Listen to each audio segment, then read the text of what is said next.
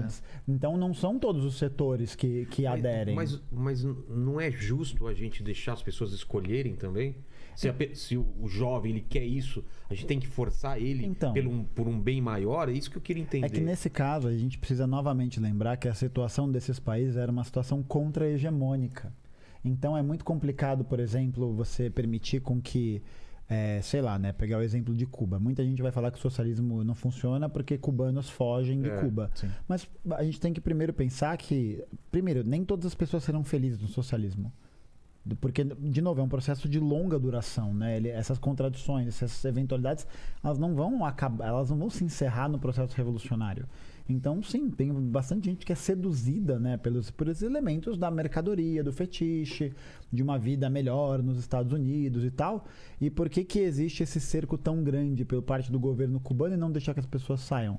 Porque Cuba vive a, não sei se é 200 ou 400 quilômetros de distância da Flórida. É muito perto. É muito perto e é simplesmente um país que conseguiu promover uma revolução socialista e impedir a retomada da ilha pelas forças estadunidenses. Mesmo Fidel Castro tendo sofrido mais de 600 tentativas de assassinato.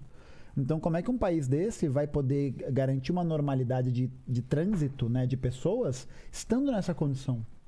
Pô, é muito difícil. A gente tem que lembrar que não existe nenhuma experiência socialista em nenhum lugar que não sofreu cerco por parte de potências imperialistas. Porque toda e qualquer experiência socialista é um risco imenso. Lembra que eu falei que a burguesia foi extinta como classe na União Soviética? Sim. Isso foi uma inspiração imensa para o movimento trabalhador mundial.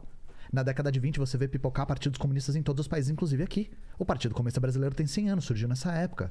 Então isso era muito perigoso. Imagina se os trabalhadores olhassem e falassem, como assim? Existe um mundo sem patrões? Um mundo que não existe burguesia? Quem tá falando isso? Os caras estão aqui, velho. Caralho, os caras vão pensar, vão fazer esse podcast aqui. Fica esperto, hein?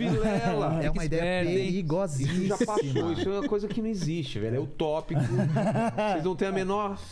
Esquece. Já foi, isso é coisa do passado. Isso é coisa do passado, esquece. É coisa do passado. Só esquece. A gente tá vendo o microcosmo da ideologia. Rapaz. O Lene tá assim, né? Olhando pro lado, pro outro. Olhando pro Paquito, Paquito olhando pra ele. Coisa do passado, né, burguês? Pode crer.